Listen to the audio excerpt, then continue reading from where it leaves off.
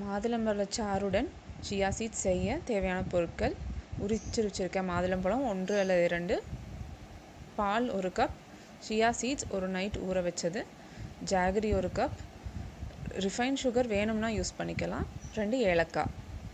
இப்போது ஒரு மிக்ஸி அல்லது பிளெண்டரில் மாதுளம்பழ விதையை கொட்டிக்கலாம். கூட ஏலக்காய் 2, 1 கப் பால் விட்டுக்கலாம்.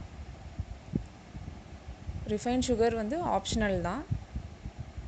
ஜாகரி யூஸ் பண்ணிக்கலாம், 1 கப் ஜாகரி. நல்லா பிளெண்ட் பண்ணியாச்சு. இப்போ ஜூஸை ஒரு பவுலுக்கு ட்ரான்ஸ்ஃபர் பண்ணுறேன். நல்லா வடிகட்டிக்கலாம். அதுக்கப்புறம் ஒரு கிளாஸ்க்கு ட்ரான்ஸ்ஃபர் பண்ணிக்கலாம். சியா சீட்ஸு நைட்டு ஊற வச்சுருந்தேன் தண்ணியில். அதை ஒரு 2 இல்லை 3 ஸ்பூன் சேர்த்து நல்லா மிக்ஸ் பண்ணிக்கலாம்.